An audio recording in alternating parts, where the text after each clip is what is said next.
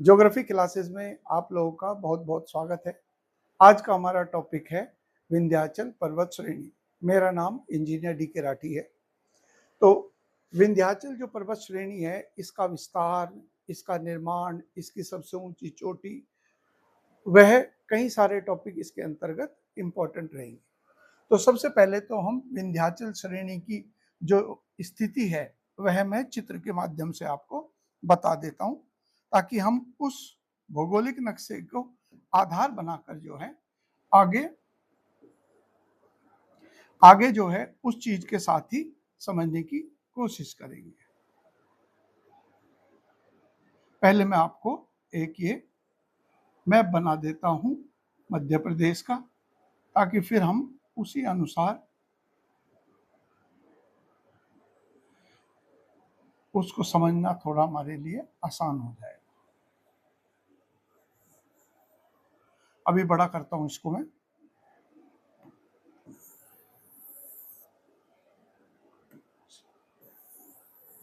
थोड़ा सा बड़ा करता हूं और फिर हम यूपी भी बनाएंगे यहाँ पर, और साथ में जो दूसरे जिले हैं वह भी।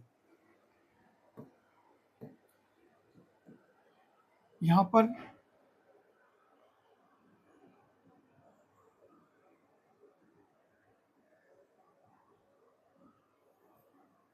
यूपी है उत्तर में, यूपी, यहाँ पर एमपी, और यहाँ है गुजरात। इधर की तरफ जो जिला, जो राज्य लगेगा गुजरात, और यहाँ पर हमारे लिए ऊपर की तरफ जो है ये है बिहार। इस संदर्भ में देखते हैं हम विंध्याचल की क्या स्थिति है। तो ये जो गुजरात राज्य है,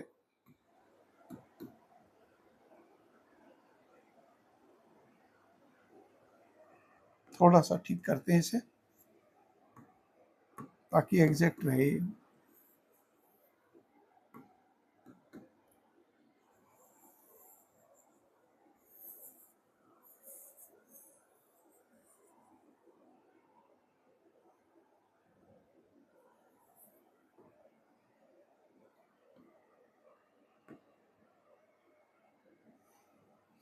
और यहां से हम एक नदी इस तरीके से निकालेंगे, यहां से, जो कि यहां जाकर गिरेगी नर्मदा, और उत्तर में स्थित है यहां से अरावली पर्वत। ये अरावली जो है इस तरीके से जा रहा है, और यहाँ पर उत्तर में जो है ये हो गया यूपी। ये सारा यूपी हो गया। इधर बिहार है, इधर की तरफ ये छत्तीसगढ़। आज हमारा छत्तीसगढ़ से के बारे में जानकारी जो है वो इस संदर्भ में आएगी नहीं, तो इसलिए मैंने ज्यादा जोर भी नहीं दिया। हमारे लिए तो मुख्यतः जो है गुजरात, एमपी और बिहार है। तो ये जो विंध्याचल पर्वत श्रेणी है, इसका विस्तार कैसे है? तो इसका विस्तार हम क्या देखते हैं कि यहाँ पर इसके समानांतर, यानी कि गुजरात के अंदर जो छोटा उदयपुर जिला है, वहां से ये शुरुआत होगी इस तरीके से, और इस नदी के समानांतर, ये जो नर्मदा नदी है इसके समानांतर ये प्रवाहित चलती है। ये क्वेश्चन यूपीएससी के सीडीएस में पूछा था। तो यहाँ पर विंध्याचल हो गया। उसके बाद, क्योंकि ये विंध्याचल का मतलब होता है कि जिसके अंतर्गत कई सारी पर्वत श्रेणियां, कई सारे पठार और कगार शामिल होते हैं, उसी को हम कहते हैं विंध्याचल। तो विंध्याचल के अंतर्गत हमें कई सारे श्रेणियों का जिक्र मिलेगा। तो एक तो होगी ये विंध्या। उसके बाद इसका उत्तर में जो विस्तार है इस तरीके से, यहाँ पर इसे कहते हैं भारनेर। और फिर जब इसका पूर्व में विस्तार होगा, मैं इसको दूसरे कलर से डिफाइन करता हूं, ये जो होगा दूसरे वाले रंग का, यहां से करते हैं ये वाली, यानी कि एमपी के कटनी से शुरू होगा, यूपी के सोनभद्र से, और फिर यहां तक जाएगा बिहार में जो कि कैमूर जिला पड़ता है और पड़ता है रोहतास जिला, यहाँ तक ये विस्तृत है। तो ये देखिए कि जब हम विंध्याचल की बात करते हैं तो ये है अरावली, ताकि स्पष्ट रहे आप लोगों को, ये अरावली है। और यहाँ पर हो गया विंध्य पर्वत श्रेणी, ये वाली हो गई ग्रीन कलर से जो है ये भारनेर हो गई, और ये जो रेड कलर से नीचे की तरफ दिखा रखी है ये वाली श्रेणी जो है इसे कहते हैं कैमूर श्रेणी। इस तरीके से हमें ये विंध्य के आंचल में 3 पर्वत श्रेणियों के बारे में अलग अलग पढ़ेंगे, ये हमारा टॉपिक रहेगा। अब मैं इसको एक तरफ करता हूं ताकि हमारा ये अलग ही रहे बिल्कुल, ठीक है। इसको हम थोड़ा छोटा करके, और मैं समय समय पर आपको इसके बारे में बताता भी रहूंगा क्या क्या चीजें हैं। इस तरीके से रख देते हैं इसको हम एक तरफ फिलहाल।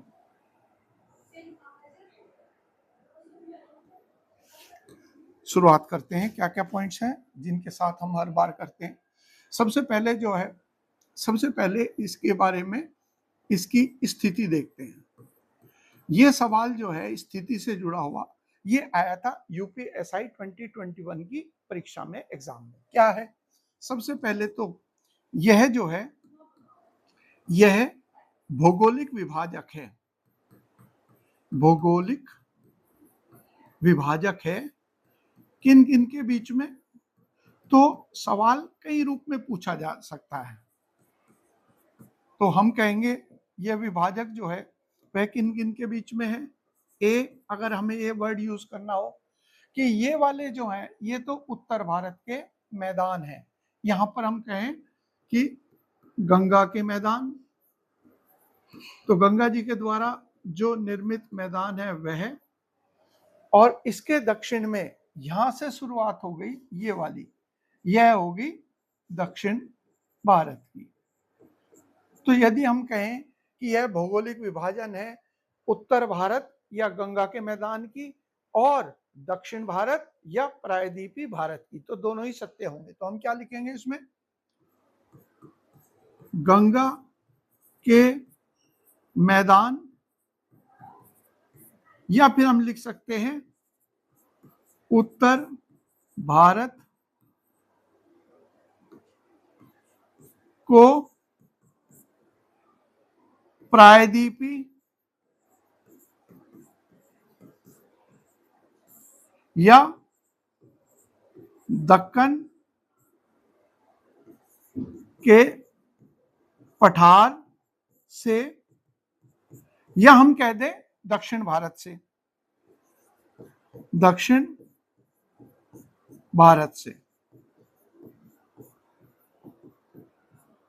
तो पहला इंपॉर्टेंट पॉइंट तो यह ध्यान रखना है, और यही क्वेश्चन यूपीएसआई के अंदर आया था। जब मैं आपको हिस्ट्री पढ़ाऊंगा और हिस्ट्री से जुड़े हुए पॉइंट आएंगे तो आप देखेंगे कि विंध्याचल को पार करने वाला पहला आक्रांता कौन सा है, अलाउद्दीन खिलजी, जिसने रामेश्वरम तक दक्षिण भारत के अंतिम छोर तक विजय पताका फहराई।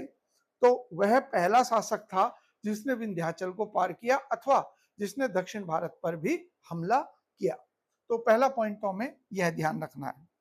इसके बाद आगे हमारा अगला बिंदु, अगला बिंदु क्या है कि यदि हम इसकी स्थिति को देखते हुए ये कह सकें कि इसका उत्तरी छोर और दक्षिणी छोर, यह भी अलग पॉइंट है।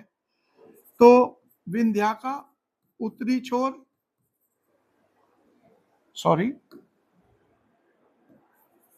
उत्तरी छोर ये क्या है, देखो ऊपर की तरफ जो है कई सारे पठार मिलेंगे, जैसे ये वाला हो गया जिसे हमने लिखा था मध्य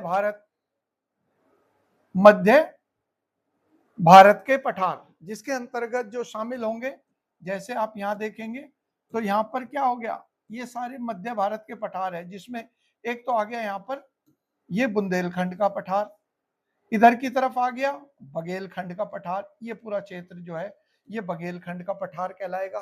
तो ये इसके उभरे हुए और उनके उत्तरी और दक्षिणी छोर के हिस्से हम कह सकते हैं। हालांकि तो हम क्या कहेंगे इसके अंतर्गत, हम ये कहेंगे उत्तरी छोर में क्या है, मध्य भारत की उच्च भूमि,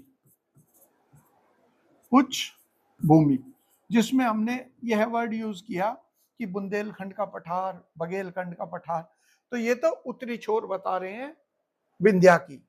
और इसका जो दक्षिणी छोर है, उस दक्षिणी छोर पर स्थित है एक और पर्वत जिसे कहते हैं यहां पर, ये वाले कहलाते हैं सतपुड़ा। तो दक्षिणी छोर पर जो ढाल है वह किस रूप में है, सतपुड़ा श्रेणी। यह होगी हमारी इसकी जो अवस्थिति है उसके बारे में। और तीसरा पॉइंट है इंपॉर्टेंट, ये फिर यूपीएससी के एग्जाम में है, विंध्य श्रेणी, विंध्य श्रेणी नर्मदा नदी के समानांतर, नर्मदा नदी के समानांतर। और दिशा कौन सी है, देखिए दिशा, तो हम कहेंगे पूर्व पश्चिम की दिशा में, तो ये भी इंपॉर्टेंट होगा, पूर्व पश्चिम दिशा में स्थित है। तो यह भी ध्यान रखना आपको। ये वाला जो क्वेश्चन है जो मैंने अभी आपको बताया कि नर्मदा नदी के समानांतर, ये क्वेश्चन जो है ये एग्जाम में आ चुका है यूपीएससी के, तो यहां पर हम ये ध्यान रखना, ठीक है। और दिशा हम जानते ही हैं कि दिशा जो है उत्तर और पूर्व से पश्चिम की दिशा में है। अब देखते हैं इसका विस्तार कैसे कैसे है। तो ये तो इसकी स्थिति होगी, अब देखते हैं इसका विस्तार। फिर इस पॉइंट को हम इरेज करते हैं। तो इसका विस्तार जो है वह किन किन राज्यों में है, तो वह मैंने आपको प्रारंभ में ही बताया है कि पश्चिम में गुजरात से और पूर्व में बिहार तक। अब कहेंगे विस्तार, तो इसके विस्तार के बारे में हम क्या देखेंगे, विस्तार देखेंगे पश्चिम में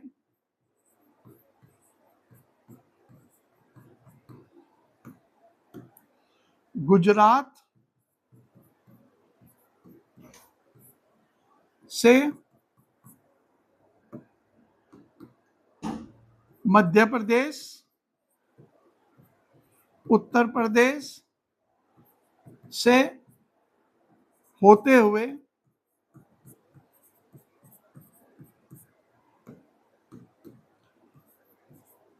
पूर्व में बिहार तक,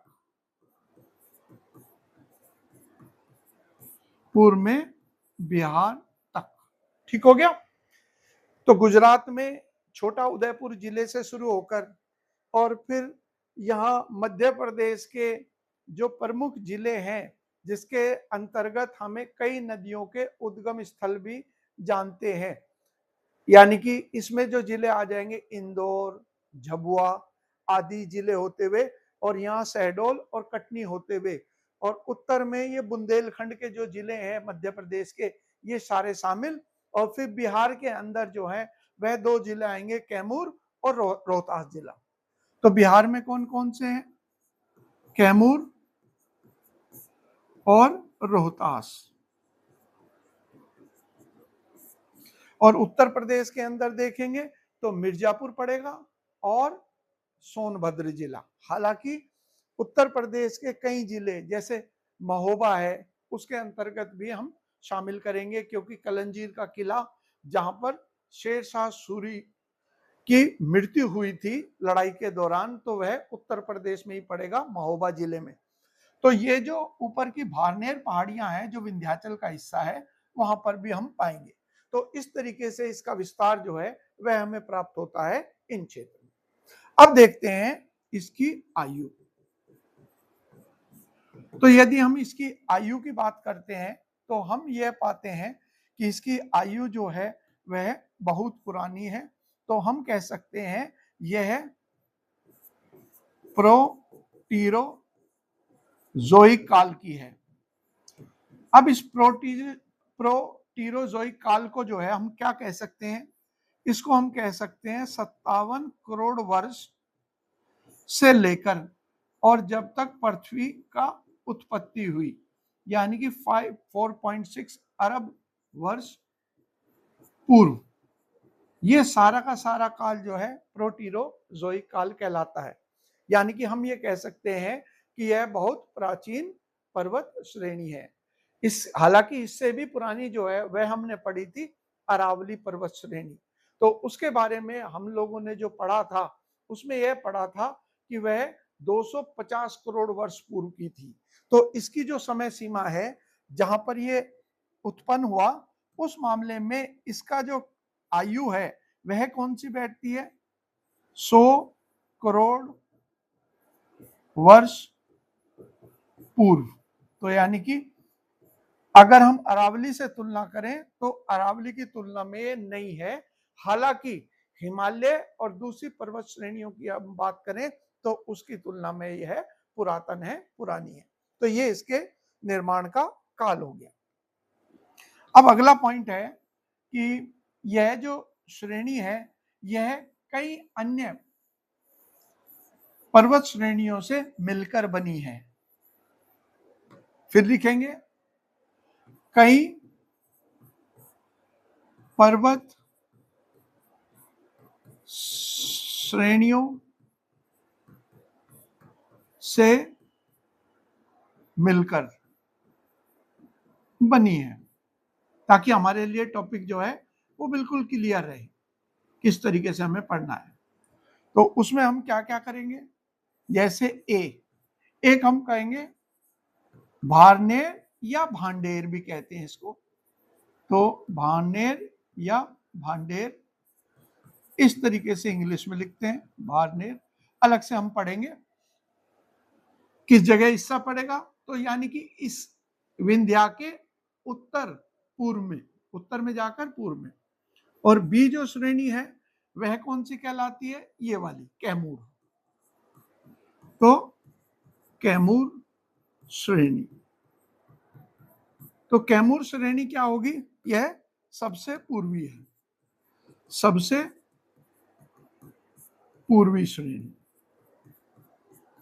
और तो इसका मतलब है पश्चिम में क्या कहलाएगी, पश्चिम में विंध्या, फिर उत्तर पूर्व में जाएंगे, नॉर्थ ईस्ट में जाएंगे तो भारनेर, और फिर उसके पैरेलल इसके समानांतर यदि और भी पूर्व की तरफ जाए तो वह कहलाती है कैमूर श्रेणी। तो इस तरीके से इसका जो समूह है, इस समूह के बारे में हमने चर्चा करी। अब देखते हैं इसके बारे में दूसरी पॉइंट्स, वह क्या कहलाते हैं। इसके अंतर्गत हमें जो निर्माण है, जैसे हमने कहा बहुत पुराना है, तो इसके अंतर्गत जो है एक प्राचीन हमें बेसिन मिलता है जिसे कहते हैं विंध्य बेसिन। अब इसका अर्थ क्या है भूगोल में बेसिन, असल में जैसे मान लीजिए ये एक समुद्र का तल है, तो यहाँ पर क्या होगा कि यहाँ पर बहुत सारे तलछट जो कि नदियों और दूसरी अन्य निक्षेपों से निर्मित होंगे, ये सारा का सारा तलछट जो है, क्योंकि ये थोड़ा झुका हुआ है तो इसे बेसिन कहते हैं। तो विंध्य बेसिन जो है वह सबसे पुराने प्राचीन बेसिन में से एक है। तो ये विंध्य बेसिन जो है इसी के अंतर्गत ये सारा क्षेत्र आता है। और इसका विस्तार कहां से कहां तक है विंध्य बेसिन का, विंध्य बेसिन के जो पश्चिम में है, अभी इसका महत्व समझेंगे। पश्चिम में कौन सा हिस्सा है, अरावली, अरावली से कहां तक, और पूर्व में सोन नदी तक, पूर्व में सोन नदी तक। अब सोन नदी का जिक्र कहां से आया तो देख लेते हैं। तो यहां पर अमरकंटक से ही एक नदी निकलती है जिसका नाम है सोन नदी। इस तरीके से और स्पष्ट दिखाता हूं मैं, तो यहाँ सोन नदी के और इस कैमूर पर्वत के दक्षिण में बहते हुए यह फिर चली जाती है बिहार होते हुए और ये गंगा जी में अपना पानी गिरा देती है। तो सोन नदी और अरावली के बीच में एक प्राचीन अवसादी या तलछट का बेसिन प्राप्त होता है और जो परतदार है, यानी कि यहां पर हमें बहुत सारे जो अवशेष हैं वह मिलते हैं। तो ये विंध्य बेसिन है और इसका महत्व क्या है? इसके महत्व की अगर हम बात करें तो यहाँ पर कई प्रकार के संसाधन हैं। आर्थिक संसाधन, खास तौर से हमें तेल के आर्थिक संसाधन के रूप में अब हम देखते हैं वह है तेल, यही प्रमुख है। तो पेट्रोल का मिलना इस क्षेत्र के अंदर ये बहुत ज्यादा संभावित है क्योंकि यह तलछट था, समुद्र का तल हुआ करता था। अब इस विंध्य बेसिन के अंतर्गत ही हम चट्टाने पाएंगे जिसको कहते हैं विंध्यन सुपर ग्रुप। तो ये पॉइंट हो गया विंध्य बेसिन में। अगर हम बात करें इस क्षेत्र के अंदर तो हम देखते हैं गुजरात के अंदर बहुत सारे तेल के कुएं हैं, राजस्थान में भी हम देखते हैं, हालांकि अरावली के पश्चिम में है, वहां भी काफी मात्रा में प्राकृतिक तेल या कच्चे तेल का उत्पादन होता है। तो अब देखते हैं इसकी चट्टानों के बारे में। तो ये जो चट्टाने हैं यह मुख्य रूप से अवसादी चट्टाने हैं। अवसादी यानी कि सेडिमेंट्री रॉक्स जो है वह मुख्य रूप से है। तो अगला पॉइंट हम करते हैं चट्टाने। अब इन चट्टानों के अंतर्गत जो आता है मुख्य रूप से अवसादी चट्टान, मुख्य रूप से अवसादी, अवसादी कहते हैं सेडिमेंट्री, यानी कि जो जिनका निर्माण अन्य कणों के जुड़कर मिलने से होता है उनको कहते हैं सेडिमेंट्री रॉक्स। इसी को अवसादी या सेडिमेंट्री रॉक्स कहते हैं। सेडिमेंट्री अवसादी है, हालांकि हमें कुछ और अवसादी में मैं अभी इसको थोड़ा वर्गीकरण करना चाह रहा हूं ताकि कुछ चीजें करंट अफेयर से भी जोड़ सकूं, तो इसलिए मैं अभी बताऊंगा। और कुछ कायांतरित शैल भी मिलते हैं, अभी इनका वर्गीकरण मैं आपको बता दूंगा। कायांतरित या जिसको कहते हैं मेटामॉर्फिक रॉक्स, ये भी मिलते हैं। अब देखिए इनके उदाहरण से पता चलेगा। अब जो ये मुख्य रूप से अवसादी है ये हमारे लिए ज्यादा इंपॉर्टेंट है क्योंकि इसी का इस्तेमाल मुख्य रूप से सजावटी पत्थरों के रूप में और भवन निर्माण के लिए किया जाता है। तो ये विंध्या श्रेणी जो है भवन निर्माण की उच्च कोटि की सामग्री उपलब्ध कराने के लिए जानी जाती है। तो मैं जरा इसका वर्गीकरण कर देता हूं। सबसे पहले करते हैं, जब हमने कहा सेडिमेंट्री रॉक्स है तो इसमें एक और पॉइंट हमें जोड़ना है, वह कहलाता है विंध्य सुपर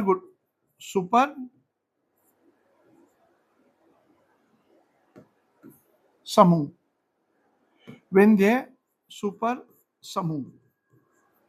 तो ये जो हमारे अवसादी सेल आते हैं वह इसी के अंतर्गत आते हैं और यह दो होते हैं।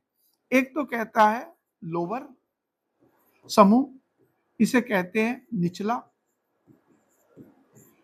और इसके अंतर्गत जो आते हैं निचले समूह में इसमें आते हैं चूना पत्थर। और चूना पत्थर जो है उसका प्रयोग कहाँ किया जाता है? सीमेंट उद्योग में भारी मात्रा में। इसके अलावा इसके अंतर्गत आता है डोलोमाइट, डोलोमाइट, और साथ ही साथ इसके अंतर्गत आते हैं शेल या शेल। ठीक है, तो ये लोअर समूह है। हमारे लिए ज्यादा इंपॉर्टेंट है अपर समूह, जिसके बारे में अभी हम करते हैं। अपर समूह के अंतर्गत आते हैं या उच्च के अंतर्गत जो आते हैं उनमें आ जाता है बलवा पत्थर। तो इसके दो हिस्से हमने डिवाइड किए हैं। दूसरा हिस्सा कौन सा है? अपर, ये कहते हैं ऊपरी समूह। समय काल के आधार पर इनका वर्गीकरण है। और इस समूह के अंतर्गत जो आते हैं बलुआ पत्थर। बलवा पत्थर। अब ये बलवा पत्थर जो है और विंध्या की श्रेणी में मुख्यतः कौन से प्रकार का है, यह लाल रंग का हो, लाल रंग का होता है।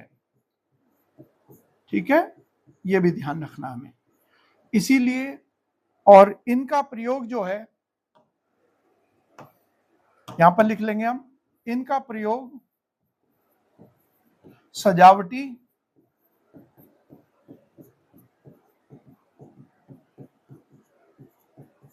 पत्थरों के रूप में किया जाता है, पत्थरों के रूप में किया जाता है। और इसमें जो सबसे फेमस है वह कहलाता है सर माथुर का, वह कहलाता है सर माथुर का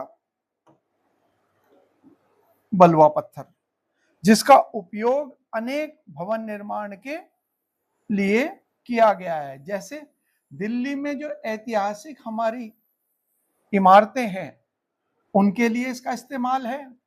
और यदि ज्यादा दूर ना जाएं और हम कहें वर्तमान में, मैं इसको ऐसे कर देता हूं, है ना, क्योंकि ये तो हम कर ही चुके हैं।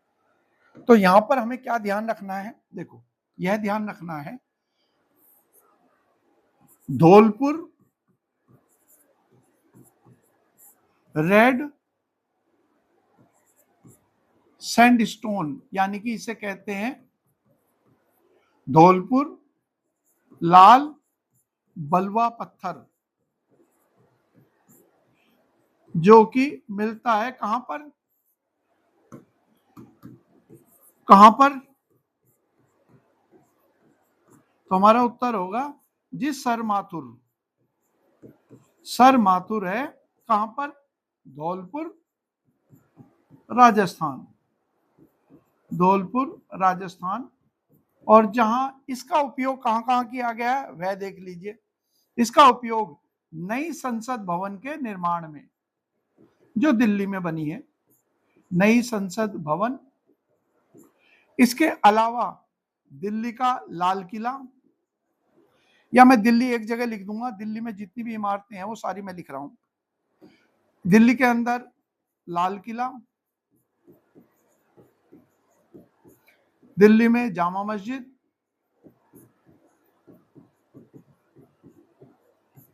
दिल्ली में इंडिया गेट,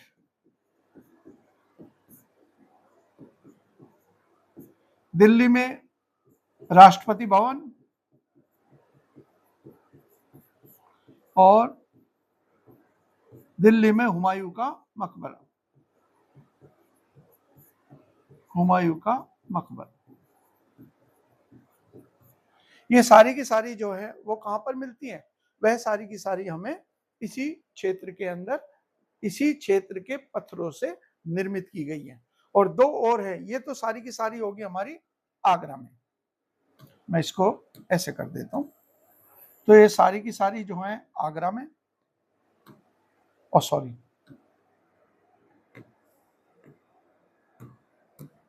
तो यहां लिख दिया आगरा में। और गलती से, I am really sorry, Agra में नहीं, ये तो दिल्ली मैंने बताया था आपको, तो हम दिल्ली, आगरा में जो भवन है वो है लाल किला, और दूसरा है आगरा के पास सिकंदरा में अकबर का मकबरा। तो यहां पर हम लिखेंगे, ये तो हो गए सर माथुर के धौलपुर का इस्तेमाल कहां पर, एक तो आपने पढ़ लिया दिल्ली में और फिर आगरा में।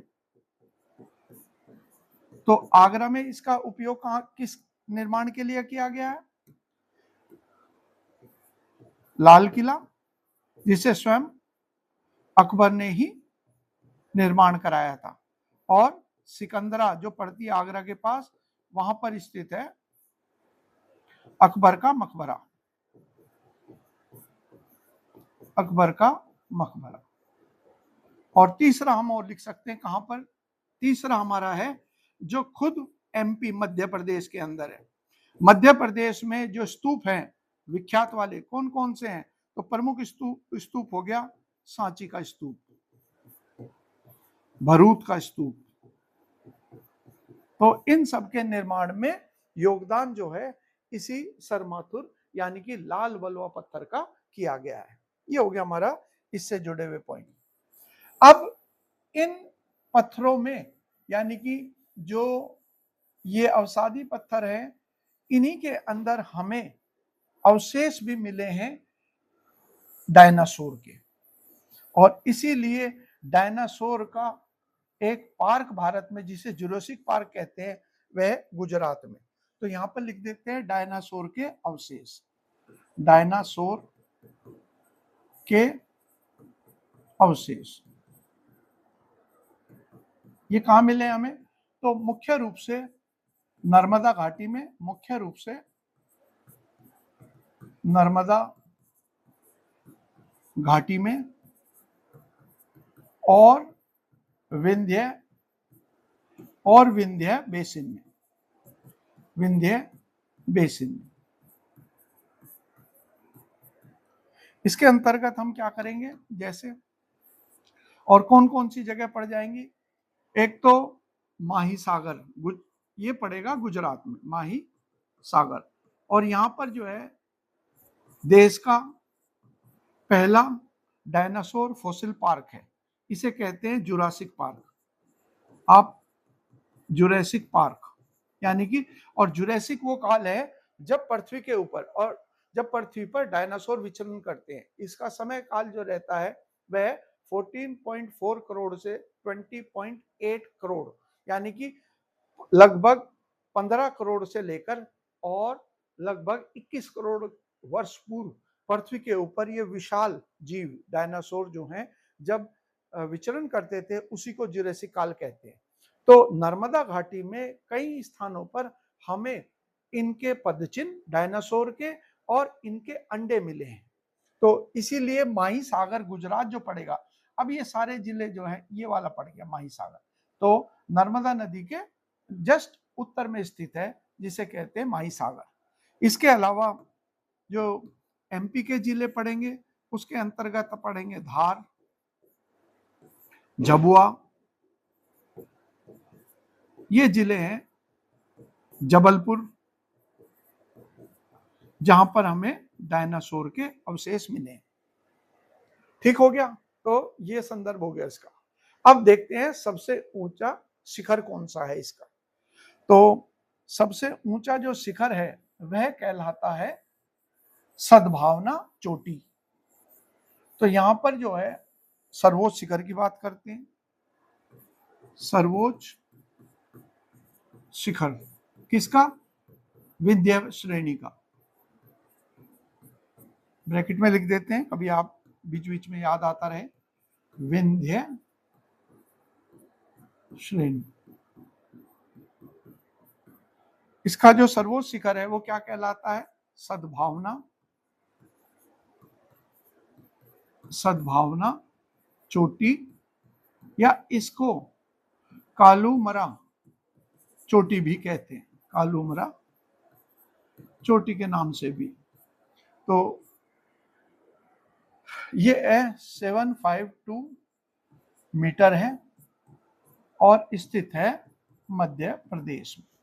ठीक है, सबसे ऊंची चोटी के बाद। तो ये हो गया हमारा विंध्याचल के जो प्रमुख पर्वत श्रेणी हो गया, उसके बारे में इनकी सारी चीजें हमने पढ़ ली। अगला हमारा जो टॉपिक है वह है इससे जुड़ा हुआ कि इस विंध्याचल के अंतर्गत दूसरा नंबर आता है कौन सी श्रेणी का, जिसे कहते हैं भारनेर। तो अगला मैं लिखूंगा भारनेर। तो भारनेर श्रेणी। अब इसका अगर हम देखें तो हम इसके सबसे पहले देखते हैं इसकी दिशा क्या है। तो इसकी दिशा जो है वह क्या है? वह है पश्चिम पूर्व, यानी कि दिशा वही है, पश्चिम पूर्व। स्थिति क्या है, कहां पर है? तो हम कहेंगे स्थिति जो है वह है, ये जो मध्य प्रदेश पड़ता है ये वाला हिस्सा। तो मैं थोड़ा सा इसका आपको यहां पर जिले बताता हूं। ये इस तरीके से बना हुआ है, ये है। तो यहाँ पर जो जिले पड़ते हैं, ये टीकमगढ़, यहाँ से शुरुआत टीकमगढ़ हो गया, उसके बाद छतरपुर, यानी कि बुंदेलखंड का इलाका है जो यूपी और एमपी दोनों में पड़ता है। तो टीकमगढ़, छतरपुर, इसके बाद हो गया पन्ना, पन्ना के बाद आ गया सतना, रीवा, अभी मैं दिखाऊंगा आपको रीवा। तो ये अगर हम देखेंगे तो यहाँ टीकमगढ़ के उत्तर में हमारे यूपी की ये पड़ती है झांसी, यूपी में झांसी। जहां ये छतरपुर है, यहाँ पर हमारा पड़ता है यूपी में महोबा। जहां पर नीचे पन्ना है, यहाँ पर पड़ेगा बांदा। जहां पर सतना है, यहाँ पर पड़ेगा चित्रकूट, यूपी का चित्रकूट। और जहां पर ये रीवा है, तो यहाँ चित्रकूट भी पड़ता है, और इसके अलावा प्रयागराज, प्रयागराज, और यहाँ पर जो है यहाँ पर ये पड़ेगा मिर्जापुर। तो ये जो हिस्सा है भारनेय श्रेणी का, यह कहां से है? ये हम कहेंगे एमपी, मध्य प्रदेश एंड उत्तर प्रदेश। मुख्यतः एमपी में ही पड़ेगा। और कौन कौन से जिले हैं मैं आपको यहाँ पर बड़े करके एक बार दिखा देता हूं। ये देखिए, यहां मैंने दिखा रखा है, ये तो है ललितपुर, यूपी का जिला, और इधर है झांसी, यहां से लेकर यहां तक। तो झांसी के नीचे नीमच, टीकमगढ़, छतरपुर, छतरपुर के ऊपर महोबा, पन्ना, पन्ना के ऊपर बांदा, सतना, सतना के ऊपर यूपी का चित्रकूट, इधर रीवा, रीवा के सीमाएं चित्रकूट से भी लगती हैं, प्रयागराज से भी लगती हैं, और मिर्जापुर तक। तो इसका विस्तार जो है मुख्यतः इन जिलों के अंदर है। तो ये जिले, और यूपी का प्रमुख जिला कौन सा आएगा? यूपी के अंदर प्रमुखता आएगा मिर्जापुर। तो यहाँ पर मिर्जापुर, और बाकी जो जिले पड़ रहे हैं वो मध्य प्रदेश के हैं, जिसके अंतर्गत हमने टीकमगढ़, टीकमगढ़ के बाद छतरपुर, इसके बाद पन्ना, पन्ना के बाद सतना, और फिर हमने पढ़ा रीवा। ये सीक्वेंस से ऐसे ही बनेगा, यानी कि पश्चिम से पूरब की तरफ चलोगे तो सबसे पूरब में रीवा पड़ेगा और सबसे पश्चिम में पड़ेगा टीकमगढ़। तो इस क्षेत्र के अंदर इसका विस्तार है, यानी कि ये, और ये है किसकी? भारनेय श्रेणी क्या है?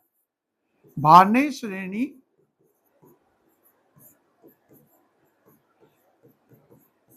विंध्याचल की उपश्रेणी है। विंध्य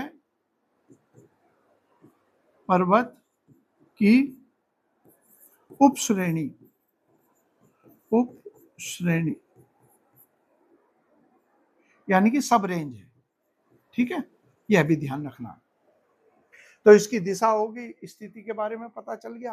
अब देखते हैं कि इसमें पर्वत किस प्रकार के हैं, चट्टानें किस प्रकार की हैं, और साथ ही साथ इसके वन भी महत्वपूर्ण है। तो यहां हम इसका वर्गीकरण में क्या करेंगे? वह करेंगे इसके अंतर्गत, फिर करेंगे चट्टानें। तो इसमें जो चट्टानें हैं वही हैं जो आपने विंध्याचल के अंदर पढ़ा था, यानी कि बलुआ पत्थर, बलुआ पत्थर, अवसादी पत्थर होता है ये बलुआ पत्थर, इसके अलावा चूना पत्थर, और तीसरा जो है फिर वही पढ़ा डोलोमाइट, डोलोमाइट। यह इसकी चट्टानें हैं। आकार के बारे में जरूर ध्यान रखते हैं, इसका जो आकार है यानी कि स्थलाकृति है, भौगोलिक स्थलाकृति है, वह कैसी है? टेबल लैंड के जैसी, टेबल, टेबल लैंड यानी कि मेज के जैसी, जिसे कहते हैं मेसा आकार। मेसा, मेसा का मतलब है कि इसका अर्थ होता है शीर्ष तो सपाट, शीर्ष सपाट और तीव्र ढाल, यानी कि जो इसके कोने होंगे वहां पर ढाल जो है तीव्र होगा। क्यों? क्योंकि यह सभी पर्वत जो है वह खंड पर्वत है। आपको एक चीज ध्यान रखनी है, चाहे विंध्याचल आए और चाहे ये कैमूर आए और चाहे भारनेर आए, तो यहाँ पर एक इंपॉर्टेंट बात जरूर मैं लिख देता हूं। विंध्य, विंध्य, भारनेर और कैमूर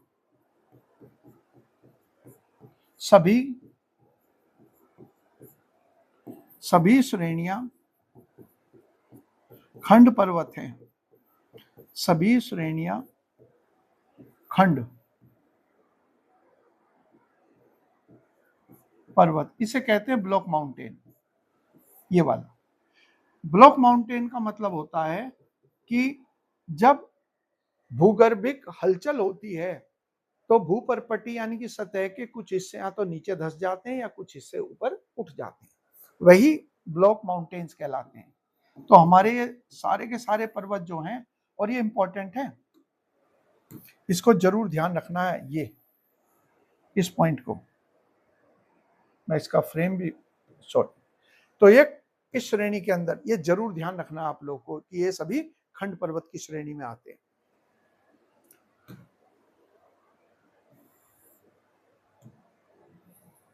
तो यहां पर हो गया इसकी इस तरीके की आकृति है। तो फिर क्या हो गया, अब दूसरा हो गया कि इसकी सबसे ऊंची चोटी कौन सी है।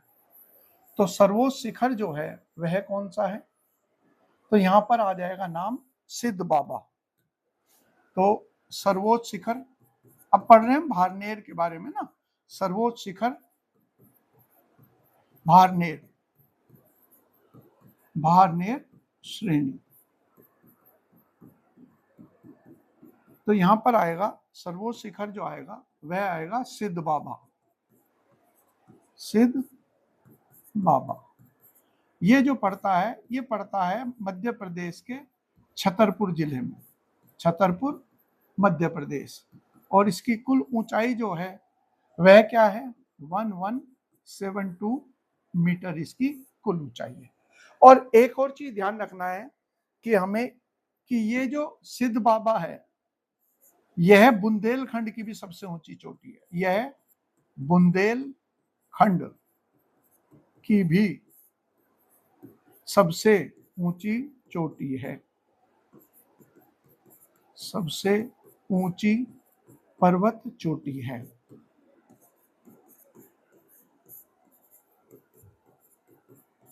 यह हमें ध्यान रखना। ठीक हो गया।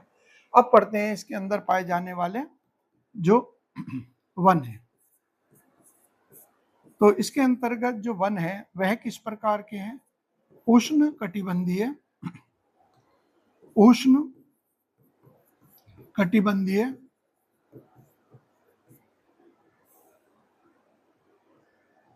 पर्णपाती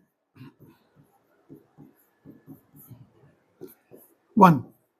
देखिए सॉरी, उष्ण कटिबंधीय का मतलब है ट्रॉपिकल। तो भौगोलिक रूप से जिन अक्षांशों के बीच में ये स्थान है उसे उष्ण कटिबंधीय कहते हैं। ये फिजिकल ज्योग्राफी का टॉपिक है।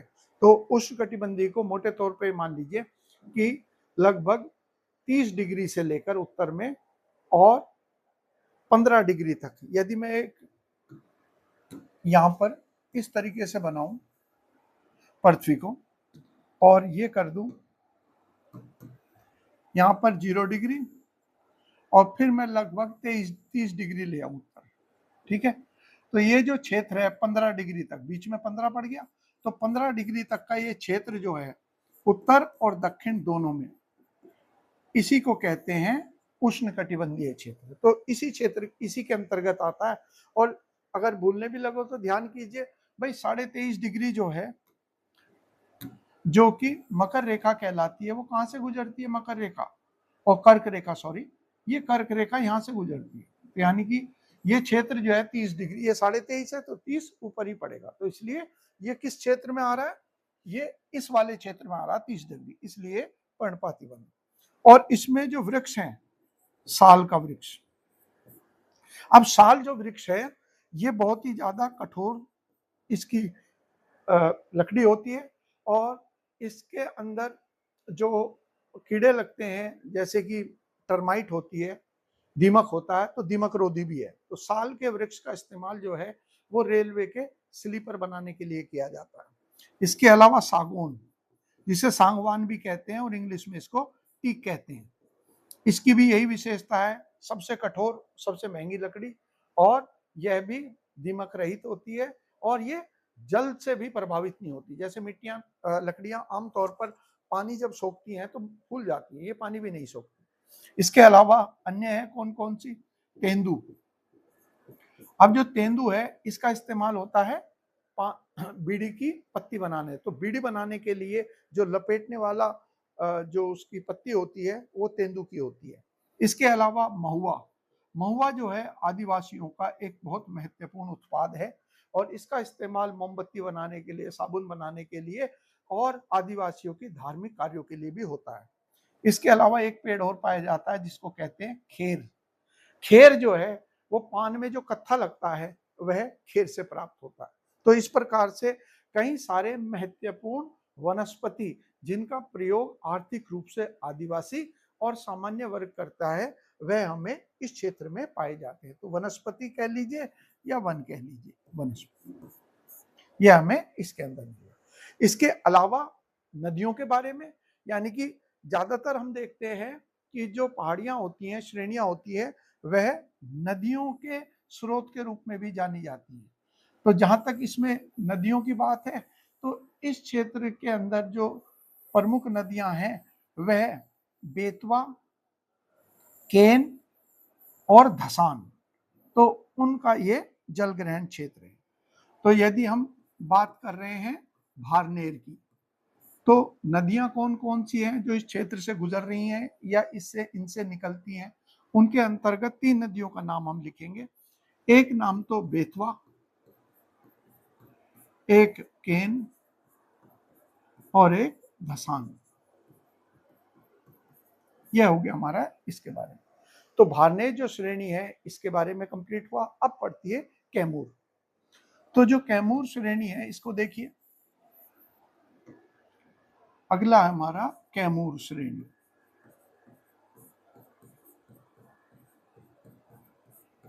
कैमूर रेंज, तो इसकी अगर हम स्थिति देखें तो ये कहेंगे हम कि विंध्याचल की सबसे पूर्वी श्रेणी है।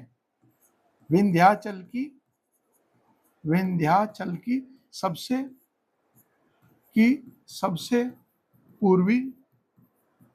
सबसे पूर्वी श्रेणी, ठीक है। विस्तार, अगर हम विस्तार की बात करें तो कहां कहां विस्तार है, तो हम कहेंगे इसका विस्तार जो है ये एमपी में शुरू होगी और जिले जो पड़ेंगे जबलपुर और कटनी, यहां से शुरू होंगे और फिर यूपी, और यूपी में जो पड़ेंगे मुख्यतः कौन से पड़ेंगे? यूपी में मिर्जापुर और सोनभद्र। अब सोनभद्र की विशेषता तो है कि भारत का एकमात्र ऐसा जिला है जिसकी सीमाएं 4 राज्यों से लगती है। तो यहां पर अगर आप देखेंगे, मैं यहां पर एक ये हिस्सा बना देता हूं, थोड़ा और छोटा कर दूं, और जब मैं बड़ा करूंगा तो आप समझ जाओगे इसे। ये सोनभद्र जिला है जो ग्रीन कलर से है और इसकी जो सीमाएं लग रही हैं, देखिए ये जो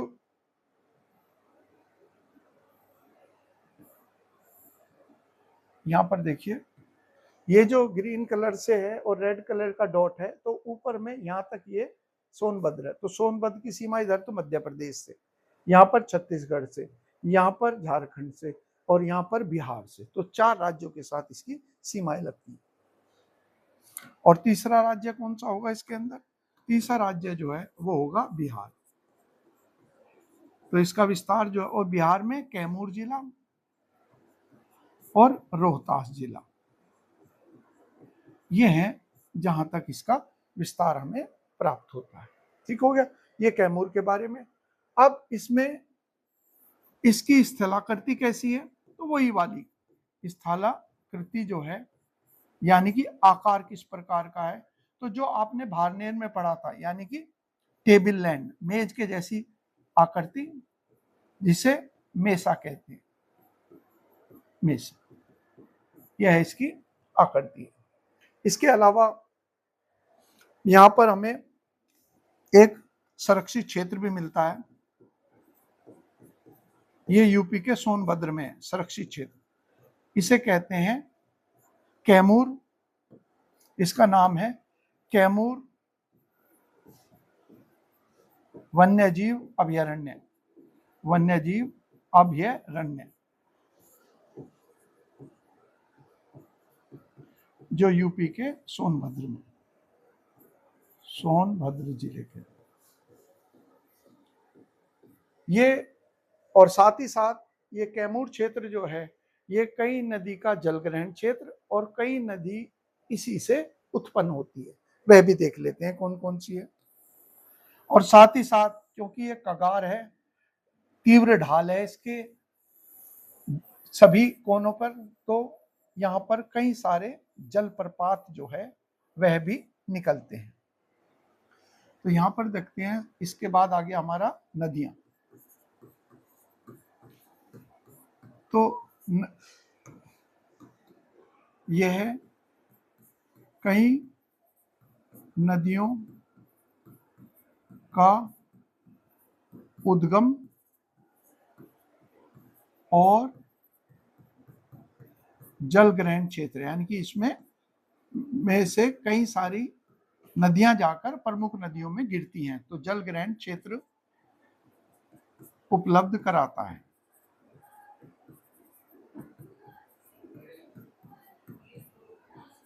जिसमें प्रमुख नदियां कौन कौन सी हैं, देखिए प्रमुख नदियों में नाम आ जाएगा जैसे कि कर्मनासा, ये जो कर्मनासा है इसे कहते हैं शापित नदी, और ये नदी जो है कैमूर से निकलती है, बिहार से, फिर यूपी में सोनभद्र, चंदौली, बनारस और गाजीपुर होते हुए फिर बिहार के बक्सर में जाकर गंगा जी में समा जाती है।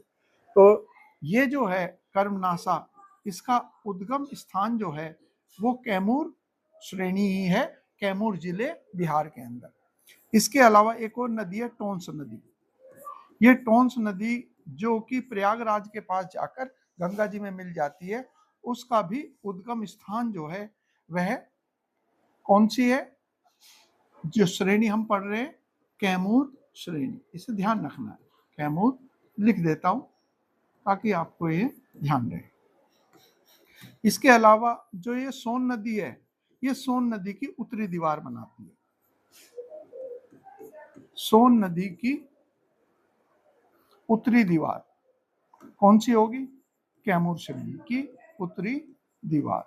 इसी की वजह से जो है वह सोन नदी तीखा मोड़ लेते हुए, जैसे आप यहाँ देख रहे हो, तो तीखा मोड़ लेते हुए पहले तो इस तरीके से मध्य प्रदेश में आई, और फिर मध्य प्रदेश में आने के बाद इसको एकदम ऐसे मुड़ना पड़ता है, यूपी के सोनभद्र होते हुए फिर बिहार में जाकर और पटना के पास गंगा जी में मिलती है, तो ये उसकी दीवार के रूप में भी काम करता है।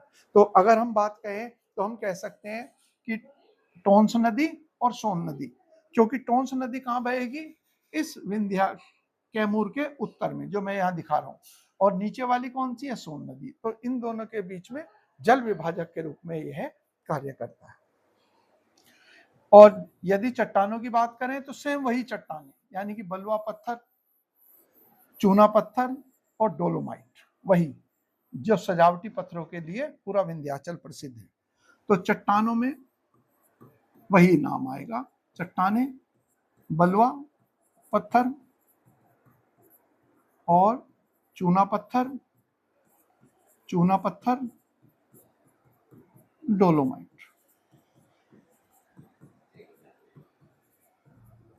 अब आ जाती हैं कई सारे जलप्रपात। तो इस पे क्योंकि कगार बनता है, कगार का मतलब ऐसे तीखा, इधर से जो ढाल होगी वो बहुत तीव्र होगी, इसीलिए नदियां जो हैं ये झरना बनाते हुए गिरती हैं। तो इसके अंतर्गत जो आएंगी कर करकटगढ़, करकटगढ़ जलप्रपात, चाचाई जलप्रपात। ठीक है, ये दो प्रमुख हैं जलप्रपात जो कैमूर श्रेणी के अंदर पड़ते। इस तरीके से आज का हमारा जो टॉपिक था वह था विंध्याचल, वो मैंने आज कंप्लीट कराया। आगे जो चैप्टर होंगे वो बचे हुए प्रायद्वीप के बाकी हिस्सों के बारे में, जैसे सतपुड़ा श्रेणी आदि के बारे में करेंगे। आप लोगों ने समय निकालकर वीडियो देखा और लेक्चर सुना, इसलिए इसका आपको बहुत बहुत धन्यवाद।